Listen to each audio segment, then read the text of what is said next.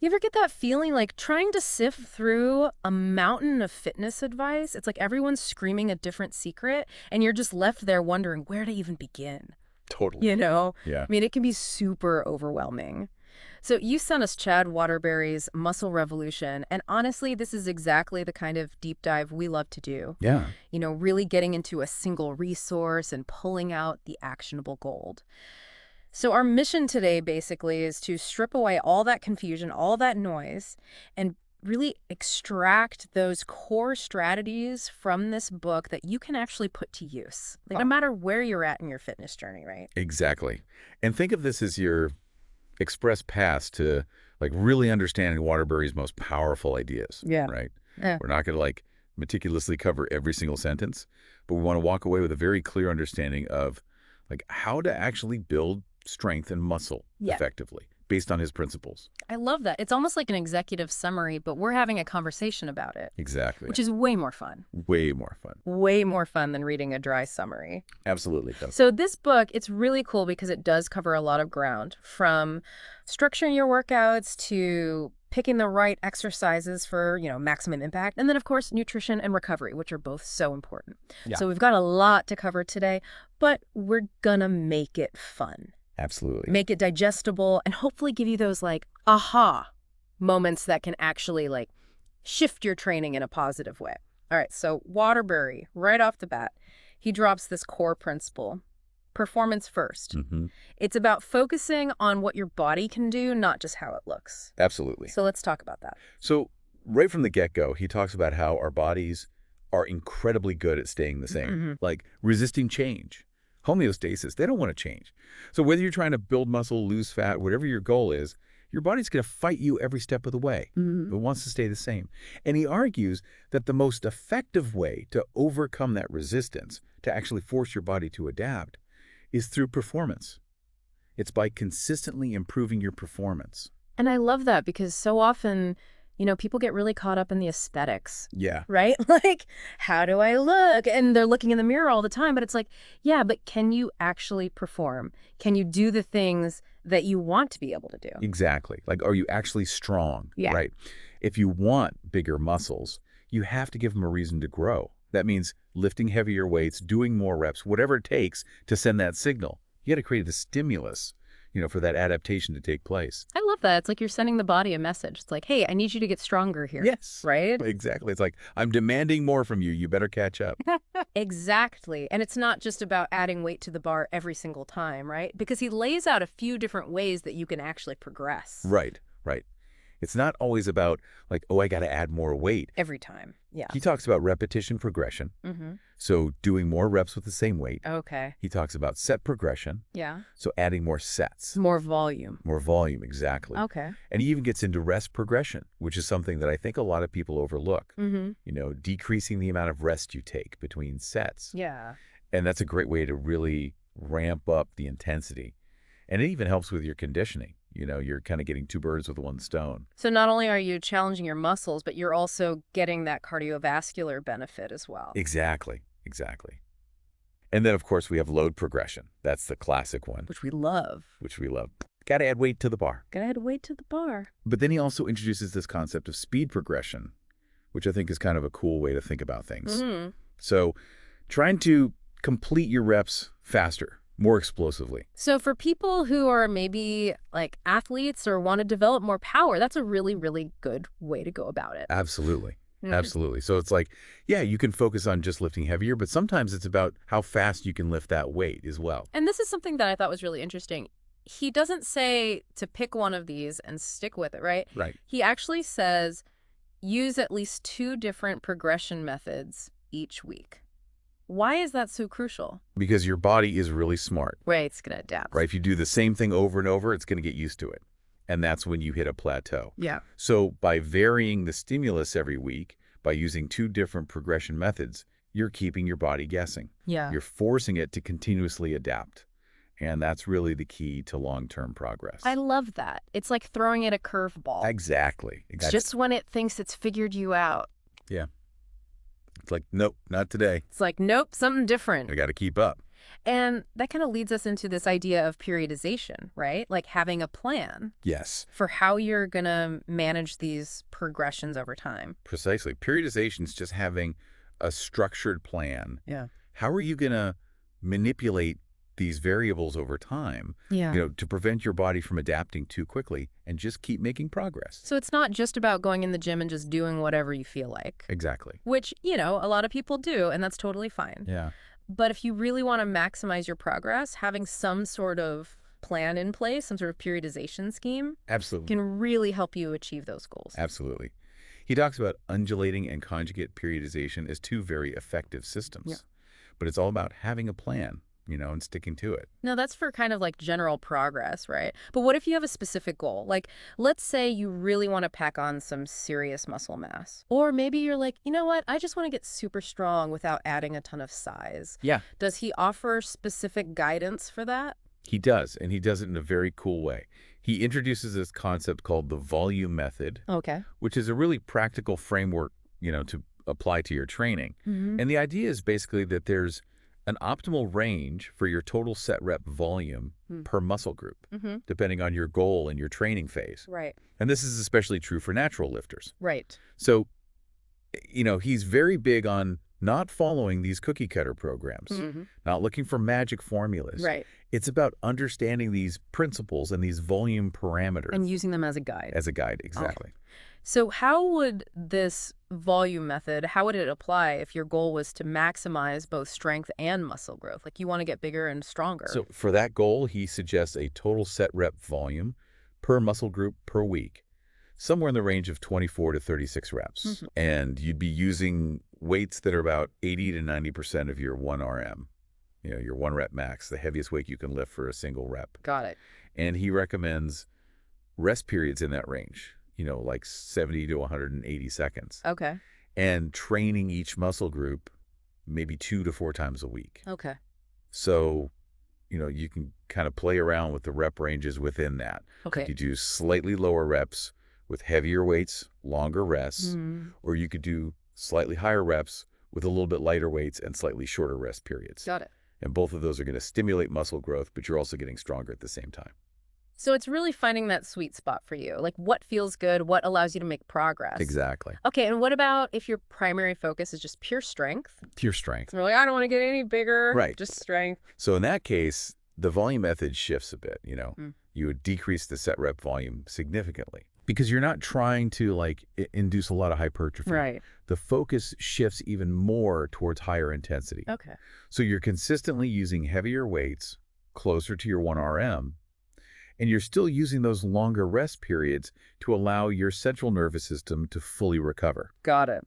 So the idea is to maximize the recruitment of those really high threshold motor units Okay. without the added volume that typically drives muscle growth. Okay, that makes a lot of sense. Can you give us a quick example, how someone might apply the volume method for strength and hypertrophy over a few weeks? Sure. So let's say your goal is maximal strength with hypertrophy. Okay. And you're starting with a total of 24 reps per week for a given muscle group, using about 80% of your 1 RM, and you're training it twice a week. Okay. He suggests that you add 2 reps per week for that muscle group while keeping the weight the same at 80%. Okay. So week 1, you might do 3 sets of 8. That's 24 total reps. Week 2, maybe 3 sets of 9, 27. And you continue that progression up to that 36 rep mark. And then he suggests cycling back down, maybe going back to 3 sets of 8, but increasing the weight slightly, maybe to 82% of your 1 RM. Oh, I see. And then start the rep progression again. Okay. So you're kind of going up in reps. Yes. And then back down, but increasing the weight. Exactly. Okay. Yeah. I like that. That's a really good practical example. So it's just a structured way to make progress, It's like a wave. You're riding the wave Exactly. of progressive overload. Yeah. Okay, let's shift gears a bit and talk about which exercises we should actually be focusing on. Because Waterbury, he seems to have some strong opinions on movement selection. He does, yeah. And his general principle is pretty straightforward. The more effort an exercise requires to do correctly, the more benefit it's going to have, for your physique and your strength. Yeah. So he's a huge advocate for exercises that engage a large amount of muscle mass. like simultaneously. So that means we should be spending less time on those isolation exercises on machines. In most cases, yes. Okay. He's very much in favor of multi-joint exercises. Right. So, things like squats, deadlifts, chin-ups, rows, dips, close grip bench presses. These are the movements that are going to recruit the most muscle fibers, the most muscle groups working together. And that's just more effective for building overall strength and size. I mean, it makes sense, right? Yeah. If you're using more muscle groups, Right. it's going to be more challenging. It's going to lead to greater results. Mm-hmm. He talks about like the example of squats versus leg extensions Mm-hmm. or dips versus triceps kickbacks. Right. And it's so true. You think about it, you can lift so much more weight when you're squatting. Yeah. Than when you're doing a leg extension. Right. So it's like, well, obviously your body's having to work harder. Mm-hmm. There's more muscle recruitment. Right. So it's going to lead to greater overall gains. Exactly. He's a big proponent of like bang for your buck, right? Mm. Like why do an isolation exercise When you can do a compound exercise. when you can just like work everything at once? Get all the things. Get all the things, yeah. And he goes even further. He talks about how even within multi-joint exercises, some can be more effective than others Mm-hmm. based on how much muscle activation there is. So he talks about standing exercises often being superior to seated exercises. Right, because standing exercises require more stabilization. Right. You're having to engage more muscles just to stay upright. Right, to keep your balance. Exactly. Okay. So, for example, like a standing barbell curl versus a seated dumbbell curl. Mm-hmm. When you're standing, your core is working harder. Even your calves are working a little bit just to keep you stable. That's so interesting. I hadn't really thought about that. Yeah, it's like those little things, those little tweaks that can make a big difference over time. Okay, so standing exercises whenever possible. Yeah. What about variations within exercises? Like, does he talk about using different grips or limb positions? He does. Yeah, he gets into that. He explains how you can use different hand positions, like underhand, neutral, overhand grip, and limb positions to kind of like target muscles in slightly different ways. Mm-hmm. So, for example, he talks about how changing the angle of your upper arms during a dumbbell bench press, relative to your torso, Mm-hmm. can shift the emphasis more toward your chest or your triceps. Okay. Similarly, like adjusting your elbow position during rows can change which muscles in your back are working the hardest. So it's not just about the basic movement pattern. Right. There's these little nuances that you can tweak to really target specific muscles. Exactly. So it's about understanding the exercise, understanding the mechanics of it, and then figuring out how to really get the most out of it. Okay, I love that. Now, he also brings up this term fatigue factors, which I think is a really interesting concept. Yeah, it's a very interesting way to look at things. So what are those exactly? So the idea is that different exercises, even if they work similar muscle groups, they're going to produce different levels of fatigue, Okay. right? Like a heavy compound movement, like a deadlift, is going to be way more taxing on your system Yeah. than like a bicep curl, right? Way more. Yeah. Yeah. It's going to affect your nervous system, your energy levels, everything. And understanding these fatigue factors, it can really help you structure your workouts more effectively. So how can we use that knowledge to actually optimize our training? Well, for one, he recommends putting your weakest or most technically demanding movements at the beginning of your workouts. Okay. When you're fresh, You've got the most energy. Exactly. So even if it's an exercise for a smaller muscle group, if it's a movement that you're really trying to improve on, put it first. Don't wait until you're already tired. And does he talk about how to structure your workouts based on these fatigue factors, like supersets and things like that? Yeah, he gets into supersets. And he basically says you want to pair exercises that has significantly different fatigue factors. Oh. So, like a high fatigue exercise with a low fatigue exercise. Yeah. Or you can pair two mid-range exercises together. Okay. But the idea is to avoid pairing two really heavy exercises back to back. Right. Because that's just going to fry your system. You're going to burn out. You're going to burn out. So what are some examples of these pairings that he suggests? He gives examples like pairing upper and lower body antagonist movements. Okay. So, muscles that perform opposite actions. Right. So like a bench press followed by a seated row. Mm-hmm.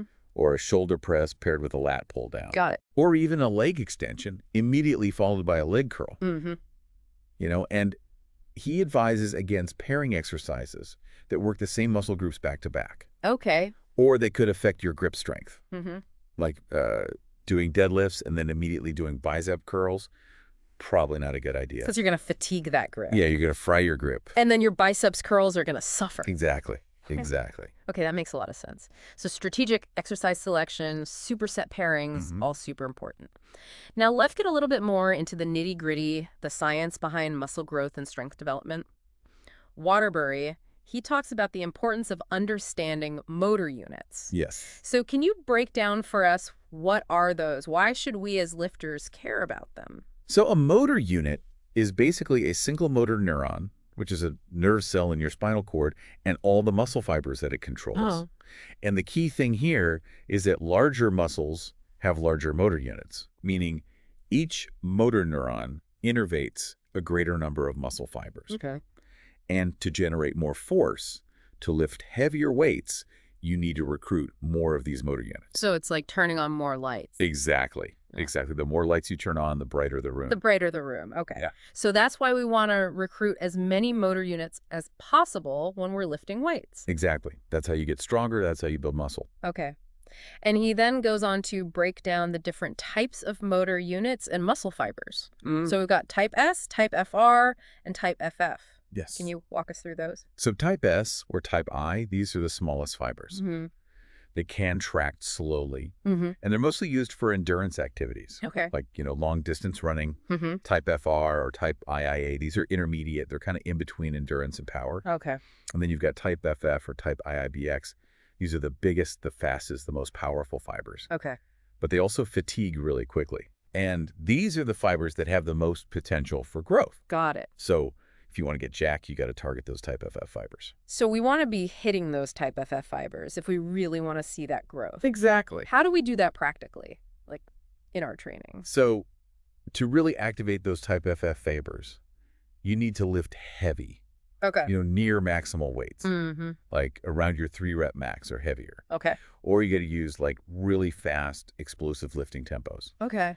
And that's why exercises like heavy squats, deadlifts, power cleans, those are so effective for building muscle and strength. Got it. They really tap into those high threshold motor units. And the speed at which you lift the weight, that also plays a role, right? Absolutely. He talks about the importance of lifting the weight as explosively as possible during the concentric phase, the lifting phase, Okay. but maintaining control during the eccentric or lowering phase. Okay. That's important. So it's like fast up, slow down. Exactly. Exactly. And that combination, that helps maximize the recruitment of those high threshold motor units. And it also helps your body learn the right movement patterns. Right. So, you want your body to learn how to move correctly, regardless of the speed. Got it. That's a good point. Okay, let's move on to something that can really hinder our progress if we're not careful. Fatigue. Waterbury dedicates a good chunk of this book to effective fatigue management. So let's talk about that. Fatigue. Simply put, it's a decline in your performance capacity. It's your body trying to stay in balance. Okay. Remember homeostasis. Yes. It wants to stay the same. So when you push yourself hard, your body gets fatigued. Right. It's trying to protect itself. Okay. And he even mentions a test, the vertical jump test, which is a practical way. It's worth noting this isn't like super well researched. But it's a practical way to kind of assess your central nervous system fatigue. So if your vertical jump height drops significantly, it could mean that your nerve transmission rates are kind of diminished. Okay. You're fatigued. So how do we actually combat that fatigue and make sure that we can continue to make progress? He lays out some key anti-fatigue strategies. Yeah, he does. What are some of those? So first and foremost, sleep. Okay. Sleep is paramount. He cannot emphasize this enough. It's so important. Sleep is not just about feeling rested. It's about hormonal regulation. You've got hormones like testosterone, which is crucial for muscle growth and recovery, cortisol, the stress hormone, all of that gets regulated during sleep. He recommends aiming for 7 to 12 hours of quality sleep every night. Okay. And he even talks about the benefits of napping. Yeah. Like short post-workout naps. What he calls twilight sleep. I love that. Because they can boost growth hormone release. And they feel amazing. Oh, yeah, they feel amazing. Yeah. So, yeah, sleep is non-negotiable. Sleep is king for sure. What's another key strategy he recommends? He advises against consistently training to failure. Okay. Now, he believes in challenging workouts, right? You got to push yourself. Yeah. But going to failure every single set, that's just going to put too much stress on your nervous system. Right. And it can lead to overtraining. Right. So it's about finding that balance, pushing yourself hard, but not going overboard. Right. There's a difference between approaching failure Yes. and actually going to failure. Yes. And beyond. Exactly. With like forced reps and stuff like that. Right. What else does he suggest for effective fatigue management? He talked about posture. Oh, okay. Posture plays a big role in recovery and overall well-being. It's so important. Yeah, it's huge. He explains how poor posture can negatively affect your energy levels, your breathing, your performance. He mentions common issues like kyphosis, that excessive rounding of the upper back, lordosis, which is that excessive inward curve at the lower back. Right. And he gives practical advice on how to improve posture. Things like incorporating thoracic extension exercises into your routine. Okay. Even using a Swiss ball as a chair. Oh, okay.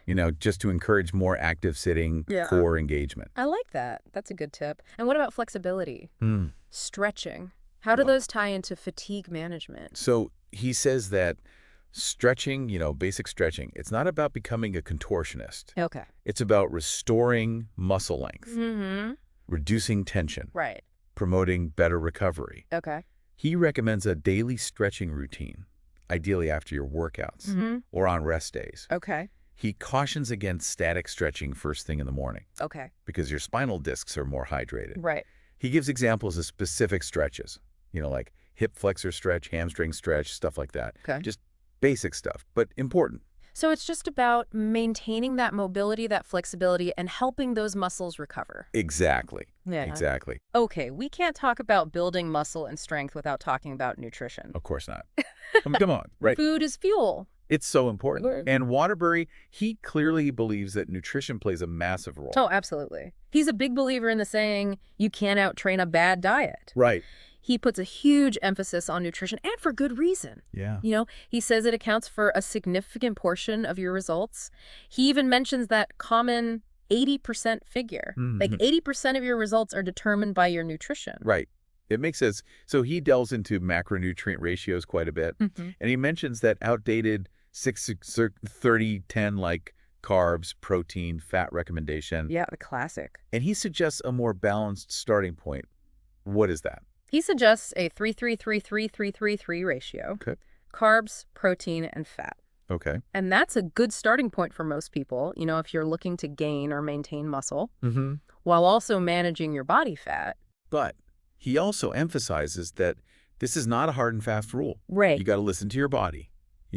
You got to make adjustments based on how you're responding. Based on your bio-individuality, your training intensity, your goals. Exactly. He even talks about potentially increasing your carb intake if you're training really hard. Okay. Maybe going towards a 40-30-30 or even a 4-5-3-2-5, depending on how your body responds. Got it. So what if your primary goal is to really pack on muscle? You want to get as big as possible, so quickly as possible. Right. Does he recommend a different macro split for that? Yeah, he suggests starting with a slightly higher carb intake. Okay. Maybe around a 50-30-20 ratio for the first couple of weeks. Okay. And then monitor your progress. Track your weight, your waist circumference, body fat percentage if you can. Right. See how your body's responding. And adjust accordingly. Exactly.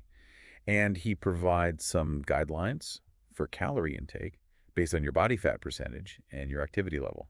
But again, it's about finding that sweet spot, aiming for about a pound or two of weight gain per week without putting on too much fat. Right. And if you're not seeing that gain, you can increase your calories a little bit. Got it. And he really emphasizes the quality of the food, right? Oh, absolutely. It's not just about hitting your macros. Right. He's a big proponent of making smart food choices, getting enough protein, prioritizing whole food sources. He talks about protein powders, whey protein for post-workout,